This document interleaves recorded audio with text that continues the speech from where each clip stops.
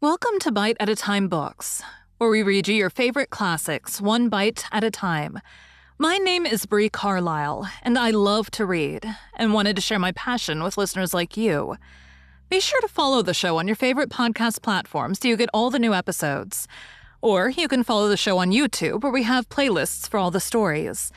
You can find us on all the social medias at Bite at a Time Books, or on our website, biteatatimebooks.com, where you can also sign up for our newsletter for more information on what we're reading and what's coming next for the podcasts. We're part of the Bite at a Time Books Productions Network. If you'd also like to hear what inspired your favorite classic author to write their novels, and what was going on in the world at the time, check out the Bite at a Time Books Behind the Story podcast, Tuesdays, wherever you listen to podcasts. Today we'll be continuing The Return of Sherlock Holmes by Arthur Conan Doyle. The Adventure of the Missing Three-Quarter. Bite 1. We were fairly accustomed to receive weird telegrams at Baker Street, but I have a particular recollection of one which reached us on a gloomy February morning, some 7 or 8 years ago, and gave Mr. Sherlock Holmes a puzzled quarter of an hour. It was addressed to him, and ran thus: "Please await me. Terrible misfortune. Right wing 3/4 missing. Indispensable tomorrow. Overton. Strand postmark. End dispatch 10:36, said Holmes, reading it over and over. Mr. Overton was evidently considerably excited when he sent it, and somewhat incoherent in consequence.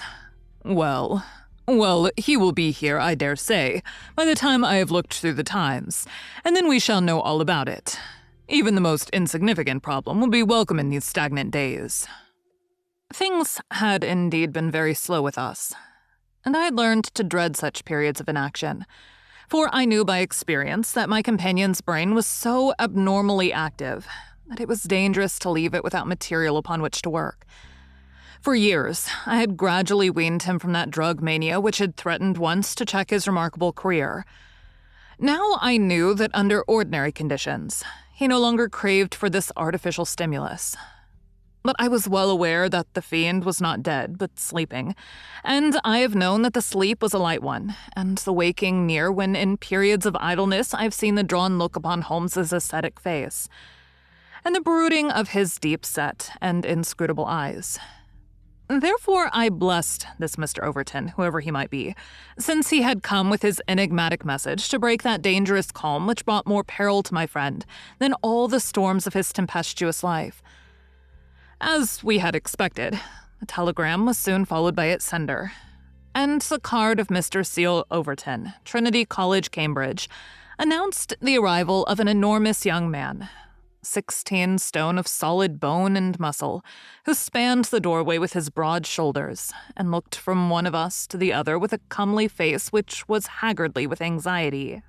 "Mr. Sherlock Holmes?" My companion bowed. "I've been down to Scotland Yard, Mr. Holmes. I saw Inspector Stanley Hopkins. He advised me to come to you. He said the case, so far as he could see, was more in your line than in that of the regular police. Pray, sit down and tell me what is the matter. It's awful, Mr. Holmes. Simply awful. I wonder my hair isn't gray. Godfrey Staunton. You've heard of him, of course. He's simply the hinge that the whole team turns on. I'd rather spare 2 from the pack and have Godfrey for my 3/4 line. Whether it's passing or tackling or dribbling, there's no one to touch him. And then he's got the head and can hold us all together. What am I to do? That's what I ask you, Mr. Holmes.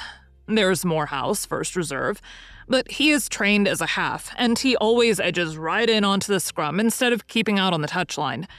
He's a fine place kick, it's true. But then he has no judgment, and he can't sprint for nuts. Why, Morton or Johnson, the Oxford Flyers, could romp round him. Stevenson is fast enough, but he couldn't drop from the 25 line, and a 3/4 who can't either punt or drop isn't worth a place for pace alone. No, Mr. Holmes, we are done unless you can help me to find Godfrey Staunton." My friend had listened with amused surprise to this long speech, which was poured forth with extraordinary vigor and earnestness. every point being driven home by the slapping of a brawny hand upon the speaker's knee. When our visitor was silent, Holmes stretched out his hand and took down letter S of his commonplace book. For once, he dug in vain into that mine of varied information. "There is Arthur H. Staunton, the rising young forger," said he. "And there was Henry Staunton, whom I helped to hang. But Godfrey Staunton is a new name to me." It was our visitor's turn to look surprised. "Why, Mr. Holmes, I thought you knew things," said he. "I suppose, then, if you've never heard of Godfrey Staunton, you don't know Cyril Overton either." Holmes shook his head good-humoredly. "Great Scott," cried the athlete. "Why, I was first reserve for England against Wales. And I've skippered the varsity all this year, but that's nothing. I didn't think there was a soul in England who didn't know Godfrey Staunton. The crack three-quarter, Cambridge, Blackheath, and 5 internationals. Good Lord, Mr. Holmes, where have you lived?" Holmes laughed at the young giant's naive astonishment. "You live in a different world to me, Mr. Overton. A sweeter and healthier one. My ramifications stretch out into many sections of society.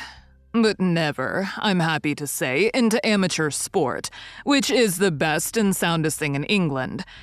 However, your unexpected visit this morning shows me that even in that world of fresh air and fair play, there may be work for me to do.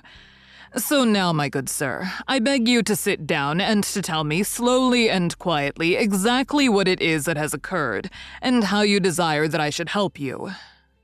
Young Overton's face assumed the bothered look of the man who is more accustomed to using his muscles than his wits. But by degrees, with many repetitions and obscurities which I may omit from his narrative, he laid his strange story before us. "It's this way, Mr. Holmes. As I've said, I am the skipper of the rugger team of Cambridge varsity, and Godfrey Staunton is my best man. Tomorrow we play Oxford. Yesterday we all came up, and we settled at Bentley's private hotel. At 10 o'clock, I went round and saw that all the fellows had gone to roost, for I believe in strict training and plenty of sleep to keep a team fit. I had a word or two with Godfrey before he turned in. He seemed to me to be pale and bothered. I asked him what was the matter. He said he was all right, just a touch of headache. I bade him good night and left him. A half an hour later, the porter tells me that a rough-looking man with a beard called with a note for Godfrey. He had not gone to bed, and the note was taken to his room. Godfrey read it and fell back in a chair as if he had been poleaxed. The porter was so scared that he was going to fetch me, but Godfrey stopped him, had a drink of water, and pulled himself together. Then he went downstairs, said a few words to the man who was waiting in the hall, and the two of them went off together.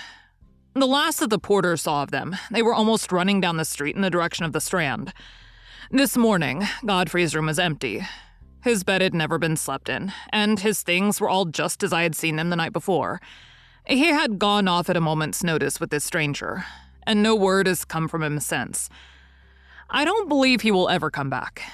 He was a sportsman, was Godfrey, down to his marrow, and he wouldn't have stopped his training and let in his skipper if it were not for some cause that was too strong for him.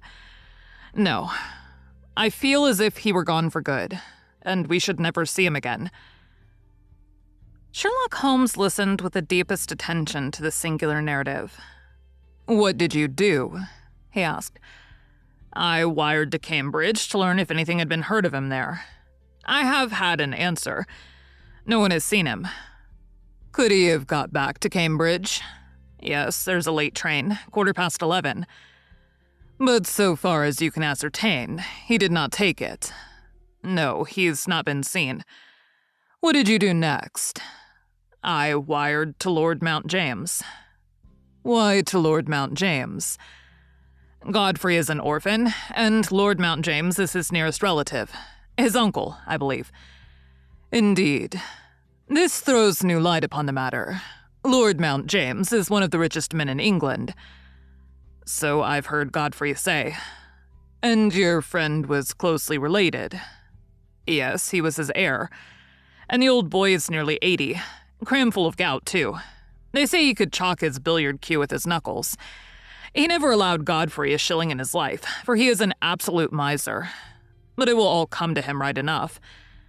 Have you heard from Lord Mount James? No. What motive could your friend have in going to Lord Mount James? Well, something was worrying him the night before. And if it was to do with money, it is possible that he would make for his nearest relative, who has so much of it. Though from all I've heard, he would not have much chance of getting it. Godfrey was not fond of the old man. He would not go if he could help it.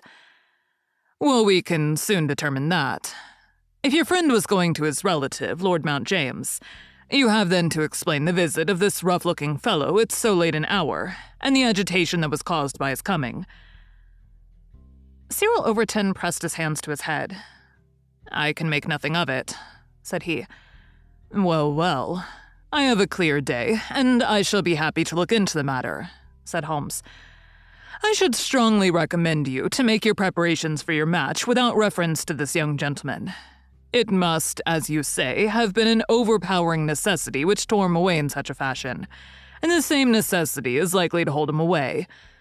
Let us step round together to the hotel and see if the porter can throw any fresh light upon the matter. Sherlock Holmes was a past master in the art of putting a humble witness at his ease. And very soon, in the privacy of Godfrey Staunton's abandoned room, he had extracted all that the porter had to tell. The visitor of the night before was not a gentleman. Neither was he a working man. He was simply what the porter described as a medium-looking chap. A man of 50, beard grizzled, pale face, quietly dressed. He seemed himself to be agitated. The porter had observed his hand trembling when he had held out the note. Godfrey Staunton had crammed the note into his pocket. Staunton had not shaken hands with the man in the hall. They had exchanged a few sentences, of which the porter had only distinguished the one word, time. Then they had hurried off in the manner described. It was just 10:30 by the hall clock. Let me see, said Holmes, seating himself on Staunton's bed. You are the day porter, are you not?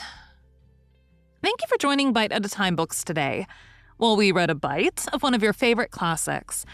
Again, my name is Bree Carlile, and I hope you join us tomorrow for the next bite of The Return of Sherlock Holmes. If you enjoyed our show, be sure to follow us so you get all the new episodes. We would also love for you to drop us a rating on your favorite podcast platform. You can catch us on all the social medias at Bite at a Time Books, or check out our website, biteatatimebooks.com, where you can sign up for our newsletter. Our show is part of the Bite at a Time Books Productions Network. If you would also like to hear about the authors who write the books we read on the show, check out the Bite at a Time Books Behind the Story podcast, wherever you listen to podcasts, or on biteatatimebooksbehindthestory.com.